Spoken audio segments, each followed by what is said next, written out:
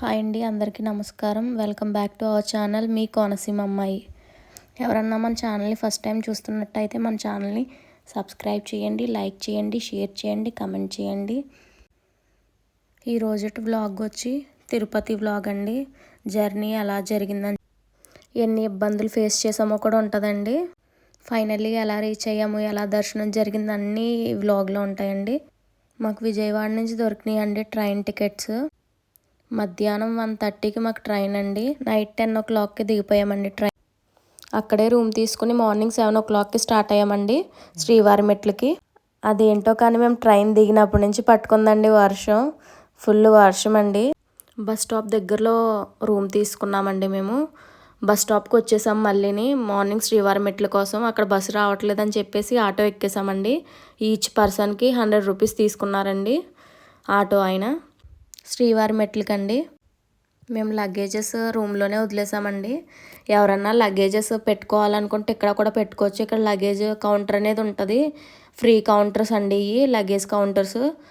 Phones గట్రా ఇందులో ఇచ్చేస్తే మనకి పైనకి వచ్చేస్తుందండి. లగేజ్ ఫోన్లు అన్నీ పైకి తీసుకొచ్చేస్తారు, పైన కలెక్ట్ చేసుకోవచ్చు మనం. బయటే ఉంటాయండి మీరు చూస్తే కనుక. ఫ్రీ దర్శన్ టోకెన్స్ కౌంటర్ అండి ఇది. మనం లగేజ్కి పెట్టగానే రైట్ సైడ్ ఉంటుందండి ఇది. టోకెన్స్ తీసుకోవాలండి. మనం శ్రీవారి మెట్లు ఎక్కాలంటే టోకెన్స్ తీసుకుని ఆ టోకెన్స్ కూడా మీతోనే పెట్టుకోండి. లగేజ్లో పెట్టుకొని పంపించేస్తే అలా అవ్వదండి. 1200 మెట్లు కాడ స్కాన్ చేస్తారండి. ఇది టోకెన్ అనేది.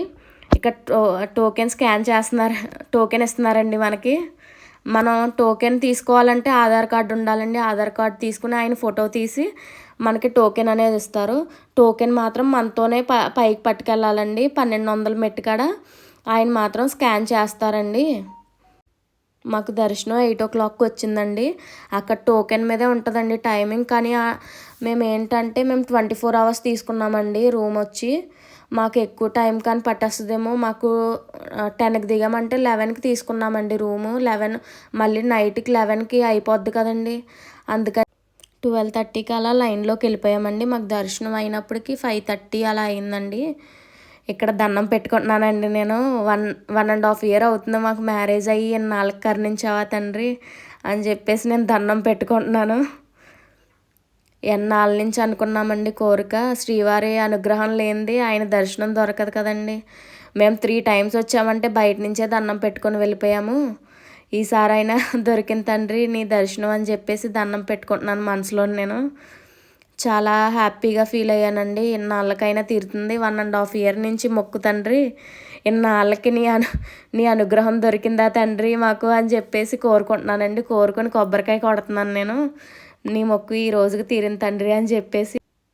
చాలా మనశ్శాంతిగా హ్యాపీగా తెలియలేని ఏదో సంతోషం అండి. ఎందుకంటే 1.5 year నుంచి మొక్కండి మాకు ఇలాగా శ్రీవారి మెట్లు ఎక్కి దర్శనం చేసుకోవాలి, ఆయనకి 3 కత్తెరలు ఇవ్వాలి అని చెప్పేసి అనుకున్నానండి నేను.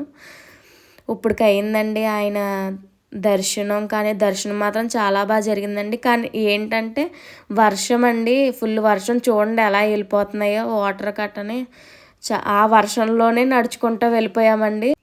ఒకవైపు చలి అండి, ఎందుకంటే కొండ ప్రాంతం కదండి. అది వర్షం ఒకవైపు ఏమో పైన రూఫ్స్ కూడా లేవండి. సగం దూరం వరకు ఉన్నాయి, సగం దూరం నుంచి లేవు. ఇంకో చూడండి మీరు, పైన ఏం లేవు. ఆ వర్షంలోనే నడుస్తా నిజంగా ఈయన ఎంత కష్టపెడుతున్నారేంటి మనల్ని అని చెప్పేసి నేను అంటానే ఉన్నాను మా వారితోటి. ఏంటి ఎంత కష్టపెడుతున్నారు, మనం ఏమన్నా లోటు చేసామా అని చెప్పేసి అంటే అలా ఏం లేదు అని చెప్పేసి మా వారు అంటున్నారు. మా వారు ఫస్ట్ టైం అంటండి ఇలా శ్రీవారి మెట్లు అంట రావటం, మెట్ల మార్గం అంట రావటం. మేము మాత్రం ఫస్ట్ టైం అన్నయ్య, అమ్మ, నేను, డాడీ వెళ్ళామండి. ఆ సంఘటన గుర్తొచ్చి మా ఆయనతో షేర్ చేసుకుంటున్నాను. ఫస్ట్ టైం వచ్చినప్పుడు ఇలా జరిగింది. ఇక్కడ షాప్స్ ఉన్నాయి, అన్నయ్య నేను ఇలా తిన్నాము, అమ్మ ఎక్కలేకపోయింది అంటే మా మమ్మీ కొంచెం ఒళ్ళుతో ఉంటారండి. ఎక్కలేకపోయారు, సగం దూరం ఎక్కిన తర్వాత ఎక్కలేమని చెప్పేసి మా మమ్మీ చాలా ఇలా నవ్వుకుంటా చెప్పుకుంటా కబుర్లు చెప్పుకుంటూ వచ్చాము. మా వారు అంటున్నారు ఇదే ఫస్ట్ టైం నేను అని చెప్పేసి. మా వారు బాగానే నడిచేస్తున్నారండి, నేనే నడవలేకపోతున్నాను. సగం దూరం నడిచి సగం దూరం కూర్చొని అలా చాలా బ్రీతింగ్ ప్రాబ్లం అయిపోయిందండి నాకేంటో. కొంచెంసేపు కూర్చున్నప్పటికి కొంచెం మా వారు కూడా సపోర్ట్ చేసి కొంచెంసేపు కూర్చో పర్లేదు మెల్లిగా వెళ్దాము అని చెప్పేసి చెప్తున్నారు. ఇంకోండి కూర్చో అని చెప్పేసి చెప్తున్నారు. నేను నవ్వుతున్నాను. మీరే అసలుకి మా వారు కూర్చోని కూడా కూర్చోలేదు పక్కన. ఆయన నడుస్తూనే ఉన్నారు. నేను ఆగినప్పుడు ఆగుతా. కానీ చాలా బాగా జరిగిందండి దర్శనం మాత్రం. కానీ వర్షమేనండి, వర్షం అస్సలకి ఎక్కడా ఆగలేదండి. ఆ తర్వాత రోజు అరుణాచలం వెళ్దాం అనుకున్నాము. అరుణాచలం వెళ్దాం అనుకుంటే ఈ వర్షాల్లో ఇంకేం వెళ్తామని చెప్పేసి ఇంకా రిటర్న్ అయిపోయామండి ఇంటికాడికి. ఆ రోజు నైట్ మళ్ళీ విజయవాడ వరకు బస్సు ఎక్కి విజయవాడ నుంచి రావులపాలెం బస్సు ఎక్కామండి. కానీ చాలా ట్రబుల్ అయిపోయిందండి వర్షం వల్ల. అసలుకి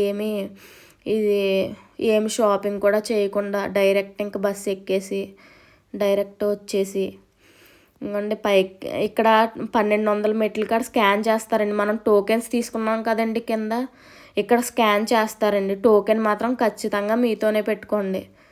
టోకెన్స్ లేవంటే మళ్ళీ పైకి వెళ్ళి తీసుకొచ్చి గట్ట ఇబ్బంది అండి. ఇంకోండి ఫైనల్లీ మెట్లు పూర్తి అయిపోయినాయండి. కానీ అమ్మయ్య అనిపించిందండి. ఎందుకంటే బాబాయ్ బ్రీతింగ్ ప్రాబ్లం వచ్చేసిందా ఏంటి నాకు అని చెప్పేసి అనిపించేసిందండి. ఎక్కలా పోయేదాన్ని, కొంచెం మెట్లు ఎక్కిదాన్ని, కాళ్ళు నొప్పులు. కానీ వర్షంలో తడుసుకుంటూ ఆ బట్టలతోనే మేము లగేజ్ ఏమో కింద రూమ్లోనే వదిలేసాం కదండి. ఇంకా ఆ బట్టలతోనే దర్శనానికి వెళ్ళిపోయామండి. ఎందుకంటే 11 o'clockకి మాకు రూమ్ అయిపోద్దండి. అందుకని అదో టెన్షన్ మాకు. ఇంకా అలాగే వెంటనే టిఫిన్ చేసి మేము కింద కూడా ఏం టిఫిన్ చేయలేదండి. టిఫిన్ చేస్తే నడలేమని చెప్పేసి టిఫిన్ చేసి లైన్లోకి వచ్చామని. చూడండి లైన్లో ఎంత జనం ఉన్నారో. మన ఛానల్ని సబ్స్క్రైబ్ చేయటం మాత్రం మర్చిపోకండి.